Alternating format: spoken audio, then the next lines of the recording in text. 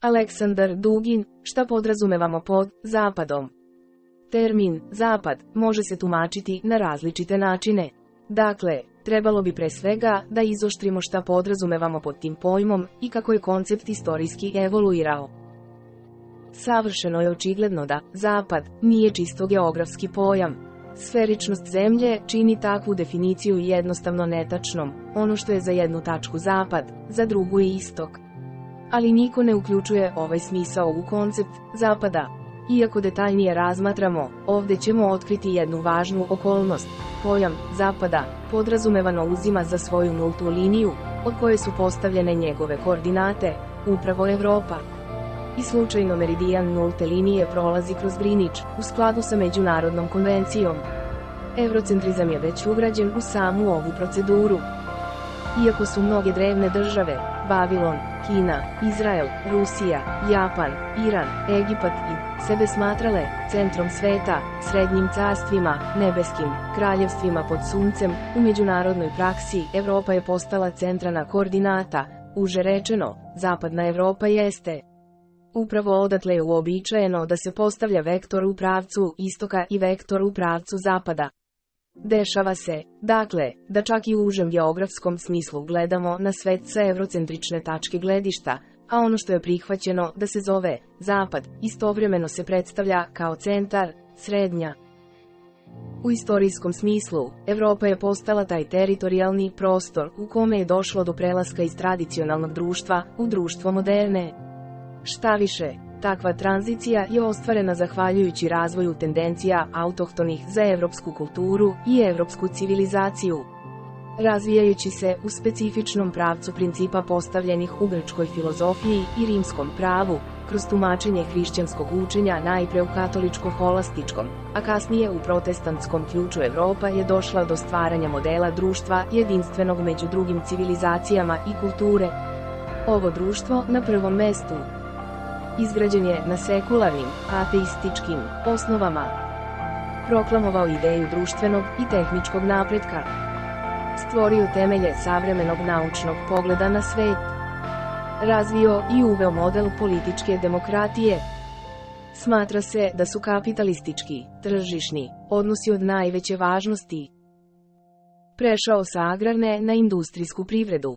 Jednom rečju, Evropa je postala prostor savremenog sveta. Pošto su u granicama sem Evrope avangardnije zone razvoja paradigme moderne bile zemlje, poput Engleske, Holandije i Francuske, koje su se našle na zapadu centralne, a posebno istočne, Evrope, koncepti, Evropa, zapad, je postepeno postajao sinonimi, pravo rečeno, evropski, za razliku od drugih kultura, sastojao se upravo u prelasku iz tradicionalnog društva u društvo moderne, dok se to, pak, dogodio pre svega na evropskom zapadu. Tako termin zapad od 17. do 18. veka dobija precizan civilizacijski smisao, postajući sinonim za modernost, modernizacija, napredak, društveni, industrijski, ekonomski i tehnološki razvoj. Od sada je sve što je bilo uključeno u procese modernizacije automatski vezano za zapad. Pokazalo se da su modernizacija i westernizacija sinonimi. Ideja progresa kao osnova političke kolonizacije i kulturnog rasizma. Identitet modernizacije i westernizacije zahteva određena pojašnjenja koje će nas dovesti do veoma važnih praktičnih zaključaka. Stvar je u tome da je formiranje u Evropi neviđene civilizacije moderne epohe, novog vremena, uspostavljanje modernosti, dovelo do posebnog kulturnog uređenja, koji je isprva formirao samosvest samih Evropljana, ali kasnije i svih onih koji su se našli pod njihovim uticajem. Ovim establishmentom unapređuje se iskreno uverenje da put razvoja zapadne kulture, a posebno prelazak iz tradicionalnog društva u savremeno društvo, nije samo osobenost Evrope i naroda koji je nastanjuje, već univerzalni zakon razvoja, obavezan za sve druge zemlje i narode. Evropljani, ljudi zapada, prvi su prošli ovu odlučujuću fazu, ali su svi ostali kobno osuđeni da idu istim putem, utoliko što je takav. Nameće se ideja da je zapad obavezni model istorijskog razvoja čitavog čovečanstva, a svetska istorija, kako u prošlosti, tako i u sadašnjosti i budućnosti zamišljena je kao ponavljanje onih faza koje Zapad u svom razvoju već prošao ili se trenutno približava pre svih ostalih. Svuda gde su Evropljani naleteli na nezapadne kulture koje su sačuvale tradicionalno društvo i njegov način, postavljali su nedvosmislenu dijagnozu: varvarstvo, divljaštvo, zaostalost, odsustvo civilizacije, subnormalnost.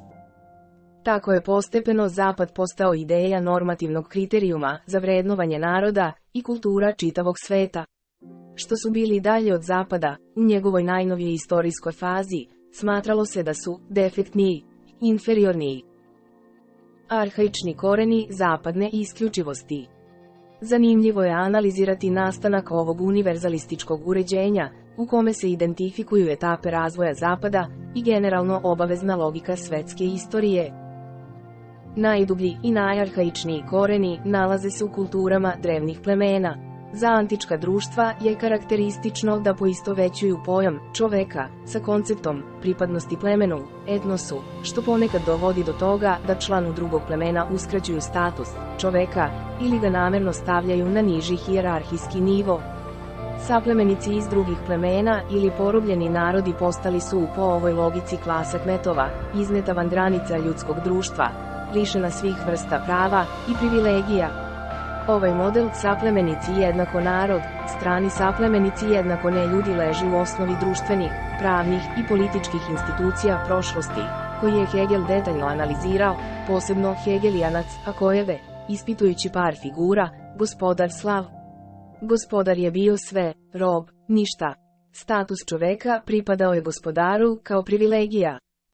Rob je bio izjednačen, čak i pravno, sa pripitomljenom stokom ili sa predmetom proizvodnje.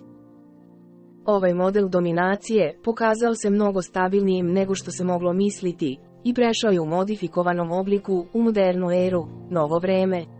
Tako je nastao kompleks ideja, koji je paradoksalno kombinovao demokratiju i slobodu u samim evropskim društvima sa rigidnim rasističkim aranžmanima i ciničnom kolonizacijom u njihovim odnosima sa drugim, manje razvijenim, narodima.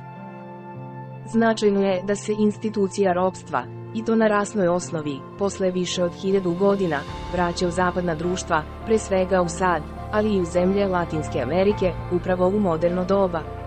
U epohi širenja demokratskih i liberalnih ideja. Šta više, teorija progresa zapravo služi kao osnova za neljudsku eksploataciju aboriđina od strane Evropljana i belih Amerikanaca, Indijanaca i afričkih robova. Počinje da se stvara utisak da se formiranjem civilizacije moderne ere u Evropi model gospodara roba prenosi iz sejem Evrope u ostatak sveta u vidu kolonijalne politike.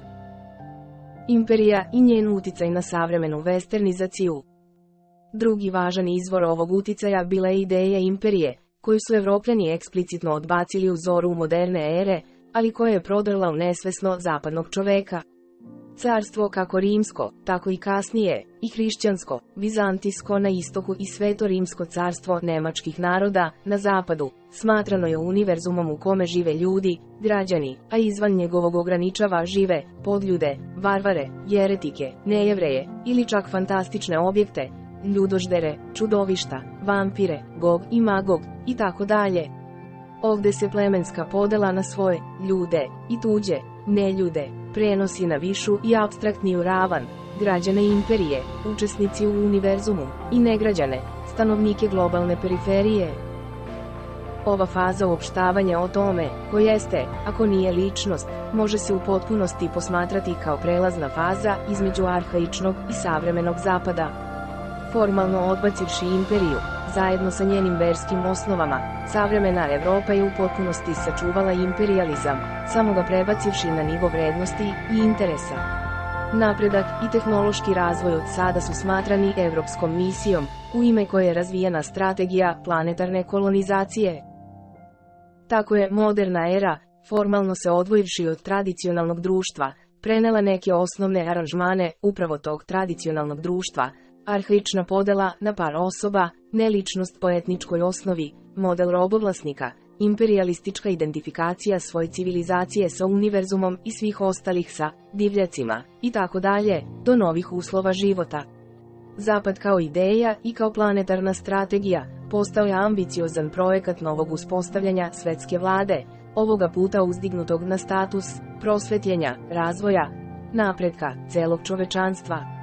Ovo je neka vrsta humanitarnog imperijalizma. Važno je da teza o napretku nije bila prosto pokriće za egoistične predatorske interese zapadnih ljudi u njihovoj kolonijalnoj ekspanziji. Vera u univerzalizam zapadnih vrednosti i u logiku istorijskog razvoja bila je potpuno iskrena. Interesi i vrednosti su se u ovom slučaju poklopili. Ovo je dalo ogromnu energiju začetnicima, mornarima, putnicima i biznismenima zapada da nasele planetu. Tražili su ne samo zaradu, već su nosili prosvetljenje divljacima. Okrutna pljačka, cinična eksploatacija i novi talas ropskog držanja, zajedno sa modernizacijom i tehnološkim razvojem kolonijalnih teritorija, sve zajedno činili su osnovu zapada kao ideje i globalne prakse. Modernizacija, endogena i egzogena. Ovde treba da napravimo jedno važno zapažanje. Počev od 16. veka, proces planetarne modernizacije počinje da se odvija sa teritorije zapadne Evrope. To se striktno poklapa sa kolonizacijom zapada novih zemalja, gde po pravilu žive narodi koji čuvaju temelje tradicionalnog društva.